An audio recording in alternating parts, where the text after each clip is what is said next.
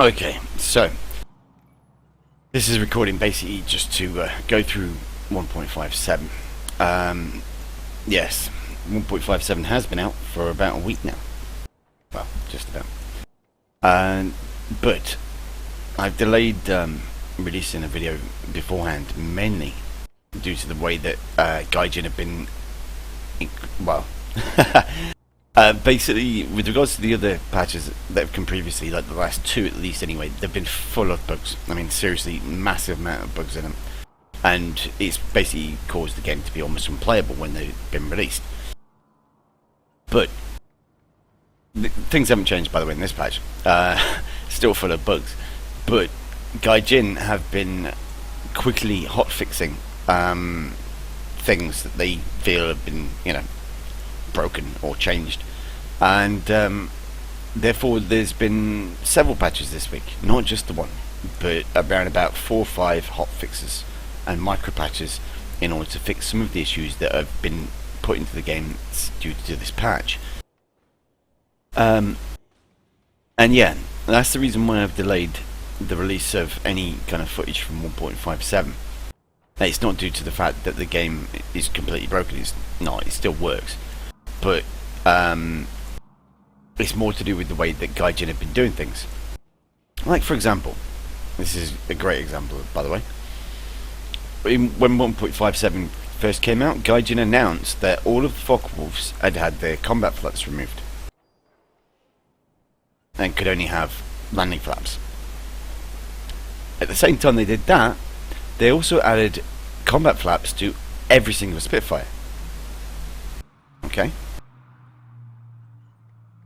Then 2 days later, they added takeoff flaps to the Focke-Wulfs and removed the combat flaps for the Spitfires.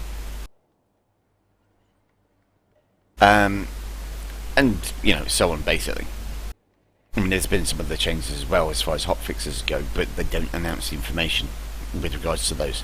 Hotfixes, generally speaking, are very small patches, but they never release patch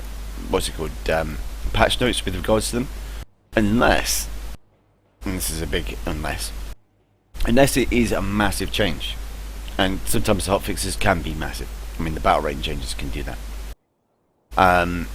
But yeah, it basically means that what you see in game is different really to what you're kind of expecting, if you understand what I mean. You'll get one thing on one day and the next day something might change. And that basically, as like I've said already, or I'm going to reiterate now, that's basically the reason why I've not released a patch day video. It's to do with the fact that Gaijin haven't been consistent with this patch. Anyway, going back through to what has actually been put into the game. As you can see, I've already got the Chieftain, but that's by the by. There's still several of the vehicles that I still don't have yet. But I'll start on the Chieftain and just go from there.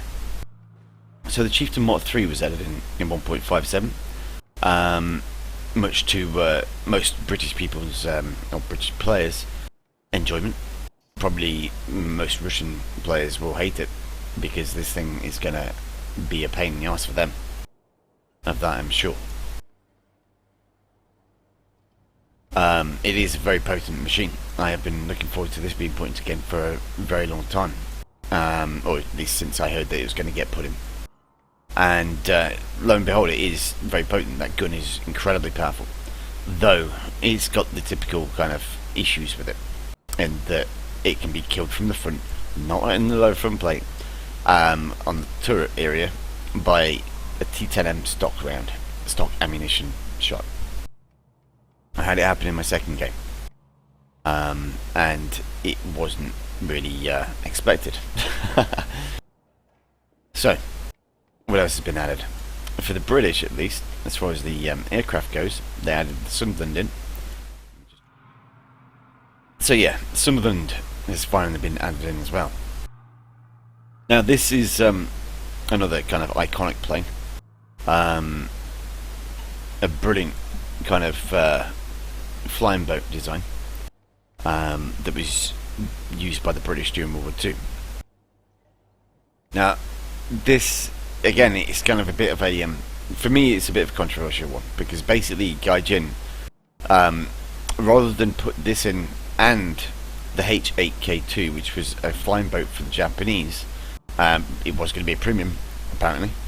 Rather than put that in, they pulled the H8K2 out because there was so much hate on the forums with regards to them making it a premium, and because of that, the Sunderland doesn't really have a direct competitor, which means that you get games where the Allied teams are mainly made up of Sunderlands. So you'll get like 7 or 8 Sunderlands on one team, and in fact there's so many Sunderlands queuing for games that you will get games of Sunderlands versus Sunderlands in realistic battle because there's so many, and because the matchmaker just freaks out and goes, no, I can't do this anymore, and walks away. As far as the actual aircraft goes, yeah, it's not bad at all. I mean, the model is amazing, it looks brilliant. It's even got working Bombay kind of hatches here and rails. But with the game being the way it is at the moment, it's not having anything to really directly compete against, like the H8K2 for example, or even the H6K4, which is 1.7 barrel rate, 2.0, yeah. It's kind of destined to really just sit here for me at the moment until people calm down with spamming it, which is going to probably take some time. And because of that, yeah, it's not going to be flown out much by me at the moment, at least anyway. As far as any other aircraft goes for the British, they have added in the Venom as well. I'm currently researching that at the moment, although I'm not in that much of a rush for it, if I'm completely honest, because I know this has worse performance than the Venom mod. Oh, sorry, the Venom, the normal one that the British get. Does look kind of nice. I like that overhanging tail section bit there. I'm kind of interested in why that's not on the normal Venom as well. That's a bit of a strange one. But this is basically a two-seater. I do need to point that out. There's pilot and radio operator, straight navigator as well. It is a naval version of the Sea Venom, so should in theory have a arrestor hook underneath somewhere. However, it appears not to be modelled on this particular aircraft. Unless that's it, maybe? That could be it. Yeah, I think it's there. It's in that little overhang, which is what that's for, by the looks of things. Let's just see if we can get a little bit closer. It looks like it anyway, but I can't be sure. I mean, if not, then I'd expect it maybe to be down here somewhere. Either way, that's the Sea Venom. I mean, it's pretty much the same as the normal Venom, apart from the fact that it's obviously got 2 men in the cockpit, and its performance is significantly worse, I think, from what I've read about it. Anyway, on to the next one. We'll go on to the British tanks now. So yeah, I've already covered the Chieftain. The other 2 vehicles that they've added for the British are the Conway and the Falcon. Now the Conway is it's a bit of an anachronism, I suppose, in some respects.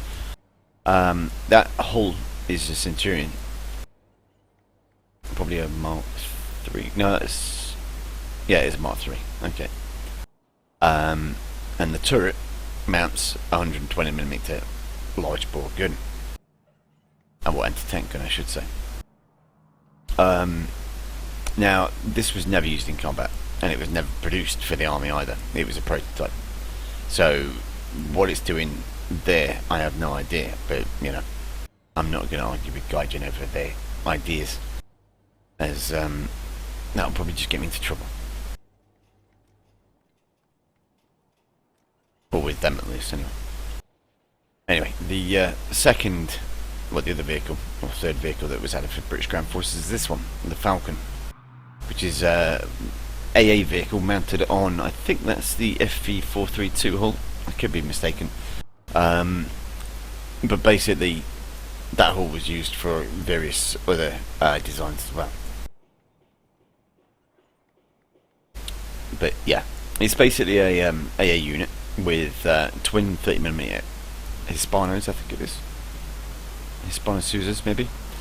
And that sits at battle range 7.7. I did actually forget to mention, but the Conway is at 7.0 for battle range, and the Chieftain is at 8.0. So at least the Briton now have a tier 5 AA unit.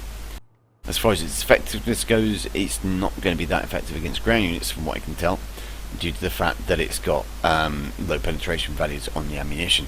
Maximum penetration is 60mm, which, no, it's not, it's actually 110mm because it gets APDS. That's something I did not realise. But that's a really crap belt for shooting tanks.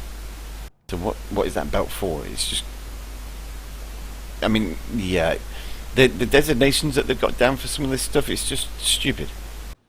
I mean, normally you've got, you know, like, what's it called? Well, with regards to tanks, it's a bit different, obviously.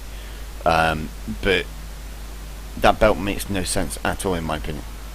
It's more of a aircraft destroying belt, as you've only got one round that is actually APDS and the rest are high explosive incendiaries, which are useless against tanks.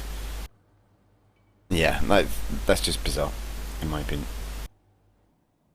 In my mind, that's actually probably a way of nerfing that vehicle, as they probably found that the APDS was too powerful for fighting against Russian tanks. Anyway, I'll go on to the next stuff now. So we're on to the Japanese next. Now the Japanese have had added in one aircraft. It should have been two. We should have had the H8K2 sits here, but we didn't get it because of what I've already explained. As far as the K3 goes, however, which is the other new one, which is set here, this is a kind of heavy fighter, high altitude fighter, I believe,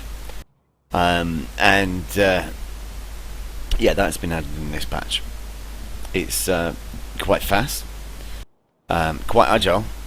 I've flown it a couple of times so far, and from what I can tell of it so far, I think it's got a bit of a broken flight model, as it performs more like a single engine fighter rather than a two engine fighter, and it weighs about the same as well, from what I can tell, which is just like, what, okay, very strange. As far as its effectiveness goes, yeah, with the broken flight model it's effective. As far as the weaponry goes, weaponry is relatively effective as well. It's got two 30mm cannon, and it's also got two 20mm cannon. But this is the standard way of Gaijin's Japanese nerfing. It's got practice rounds in both belts, or both default belts. So a quarter of your 30mm ammunition is wasted, and a third of your 20mm ammunition is wasted as well. This basically nerfs the effectiveness of the aircraft, as you will get hits rather than kills with the weaponry. Okay, moving on to the Americans.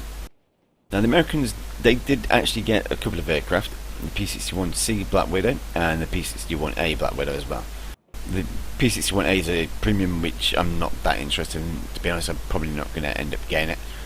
As far as I'm aware, the difference between that and the P-61C is that cannot carry any ordnance, cannot carry bombs, nor rockets, and it is apparently slower than this one as well, which, judging by the stat card, at least is true. As far as the actual aircraft goes, the P-61C, it's the Black Widow. Now the Black Widow, if you're unaware of that, was a night fighter developed by the Americans during World War II. This large nose cone that you can see there, that packed radar, or rudimentary radar devices, in order to track enemy aircraft at night time. The armament was very potent on it. It carries 4 20mm cannon underneath the aircraft here, and 4 50 cal machine guns on the top there. In real life, the 450 cal machine guns could also be locked in place to fire forwards, which basically turns this aircraft into a heavy fighter, as it's then got 8 forward firing guns.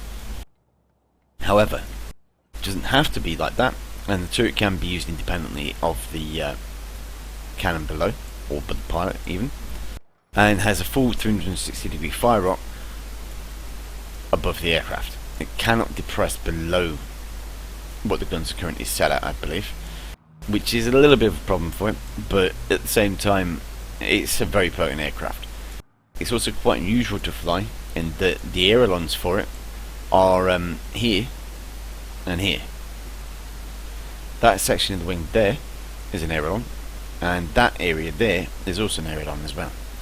This section here, going to there, I'm not sure, it might even be here as well, are flaps. I can't really explain it without showing it, so I'll put some footage in so you can see that. But yeah, it's an interesting aircraft to fly. One thing that I am aware of with this aircraft, and I'm pretty sure I'm correct with this as well, is that the Black Widow could indeed carry rockets, and it's not got that in game at the moment. So maybe that will get fixed down the line, who knows. Whoa! This thing gets wicked fucking ailerons. You guys are exactly what they're looking for. Okay, so onto the tanks. For the Americans have only had added in one tank, I believe, and it's this one, the T-26E1-1 Super Pershing. Now this tank I've seen before in action in World of Tanks, and it's in War Thunder now, so you know there was much hype plastered on this vehicle by the community, I think. As far as the actual effectiveness of the vehicle goes, the armor values on the front are impressive on the hull. The hull apparently is impenetrable by virtually everything in game at the moment. However, the turret is not. This space armor slab here, on both sides, that doesn't fully cover the turret, as you can see. It's still got spots around here, and indeed just below it as well as above. And that basically amounts to the fact that this vehicle has kind of weak spots, if you understand what I mean. This section here, that is actually a hydraulic kind of piston, which was added onto the tank by the Americans as they found that the internal gearing for the turret mantlet, or turret elevation and depression controls, wasn't powerful enough in order to lift the turret, or to lift the gun and mantlet with the additional space armor in it. So they added that piston on to deal with that additional weight. At the moment, you cannot kill that, you can't destroy it. However, Gaijin have already stated that in a future patch they will allow it so that this section, or this hydraulic device, or piston even, can be destroyed, and at that point you won't be able to lift the gun or probably depress it either. It will be stuck at one particular level, probably in the negative, I guess. But I've not tested this out yet, so I need to obviously research that and check it out eventually. I'm kind of working my way through it now, but it is going to take me some time, as it is quite a lot of RP to get, or to grind. And being that it's on the American tech tree means that most of the time you're fighting against the Russians and the Germans, which means the matches are harder, and generally speaking you'll lose them. Unless you're in a squad. And even if you're in a squad, you'll still struggle, as we've been finding out over the last few days. Okay, I'm going to leave the Germans until last and just press on with Russians next. Now the Russians have added in, I believe it's 3 tanks, maybe?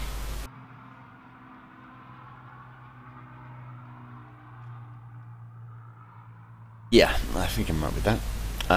One of which is the KV-1S. Now I was researching that a while back, but I changed off that and started researching the T-44-100 because this is low tier and I was getting lower RP amounts for it.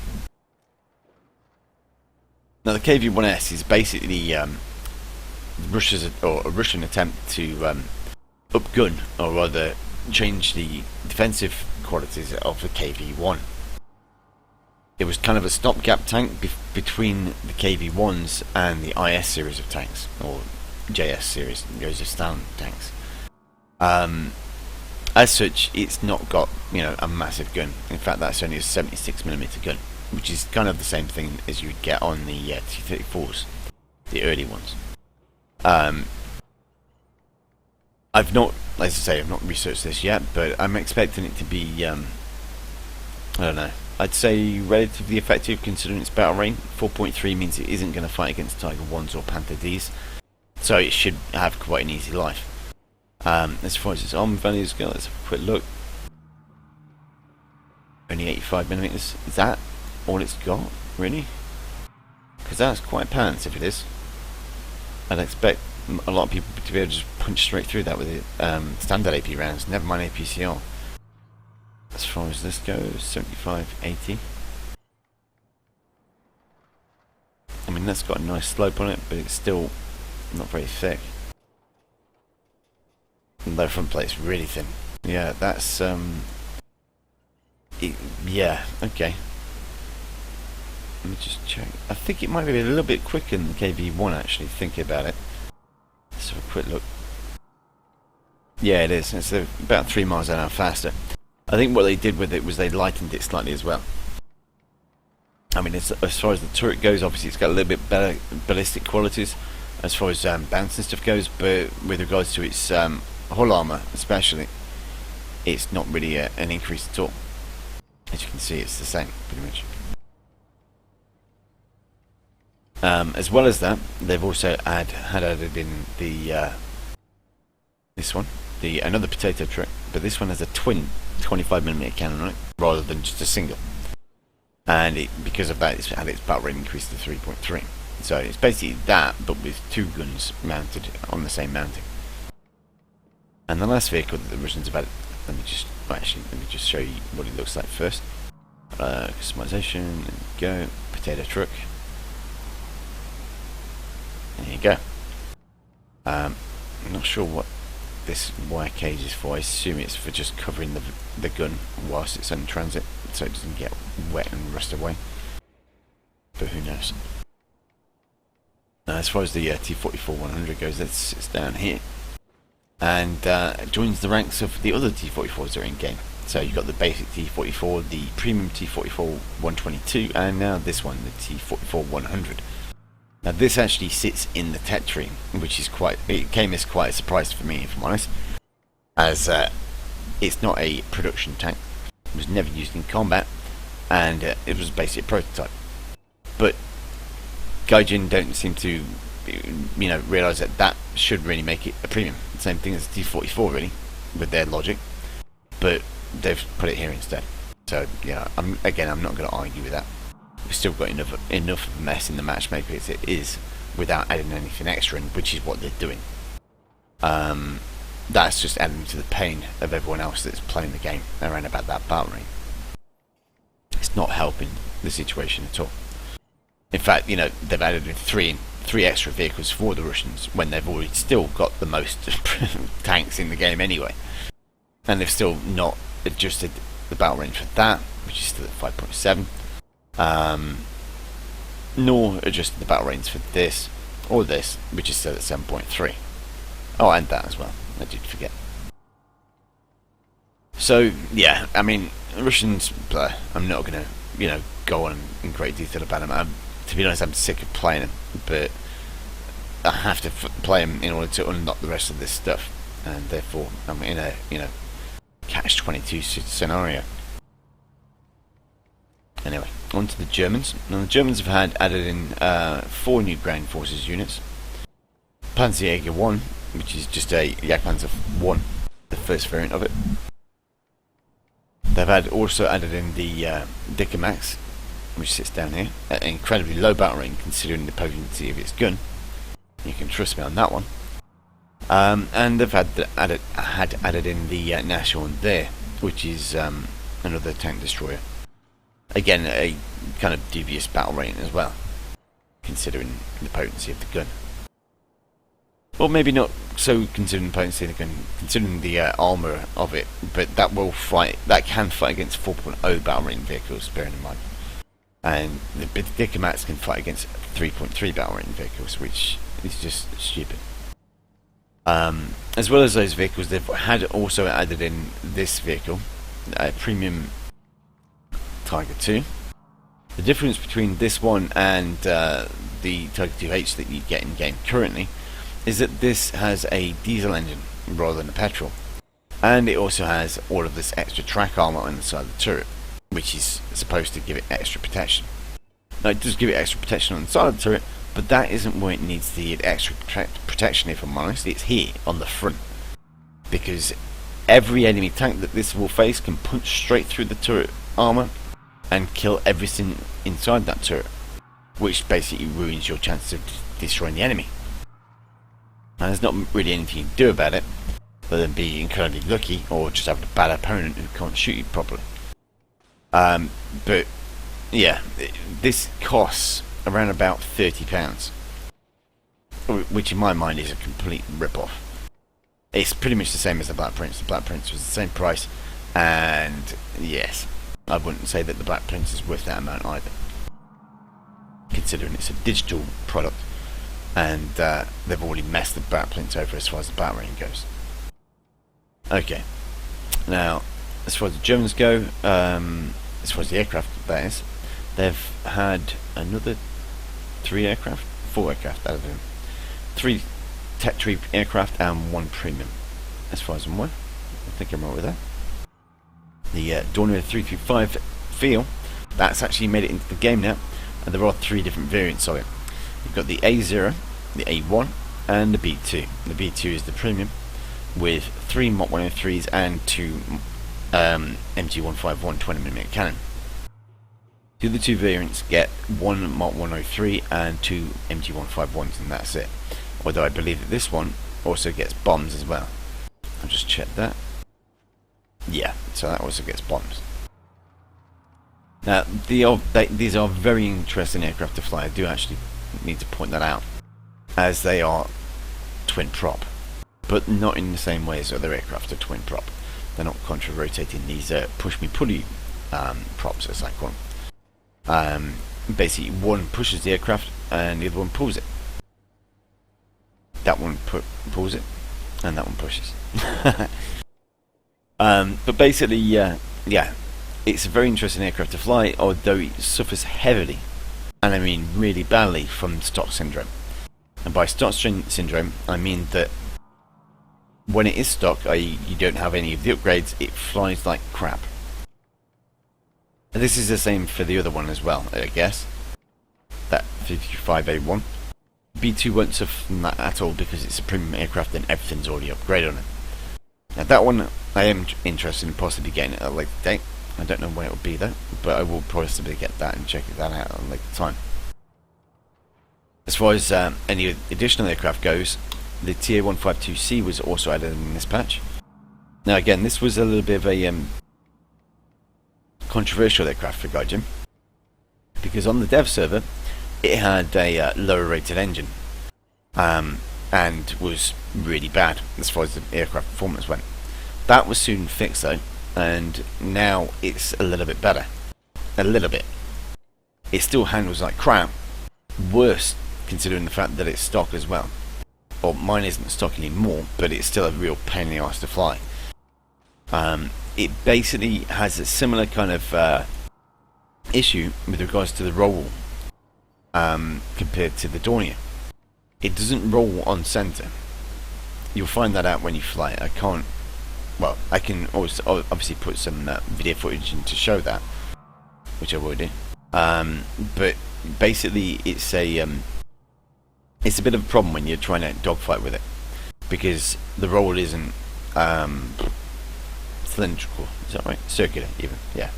It's more of an ellipse, which means that you can't get the guns on target in the same way as you could do in another Focke-Wulf. So all of your previous training Focke-Wulfs and even the TA-152 doesn't help you for the TA-152C. Which, yeah, I mean, the TA-152C doesn't have that much of an offset compared to the Dorniers. Dorniers, they roll completely off-center due to the way the weight is distributed throughout the plane, and the fact that it's got the second engine in the back, giving it some extra oomph to push it forward. Basically makes it a bit more challenging to fly, but I will be checking it out more. There is one other aircraft that I've failed to mention, but it isn't actually in game at the moment, and that's going to be a Russian float plane that's going to be available via an event, which should sit around about here. It's called the MBR2, I believe, and is on with 2 machine guns, and it only has 1 engine. So I'd expect it to probably have a battle rating of 1.0, considering, you know, how effective it should be. But that's about it, I think. So yeah, QVT, and you should be able to see some of the additional footage of the aircraft in the following sequences. Kill it, Dodge. Kill everything. Don't want to lose my altitude on these guys, really. I'm catching slow. Yak 3 is braking. No, maybe no. Is he ripped? Oh no. Oh, he's ripped. I set him on fire. On fire as well. Yeah. Shit, I'm dead. Right. Fire went out, but Okay, I need help over here. I got him. Nice.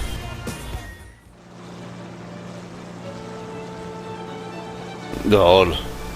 No.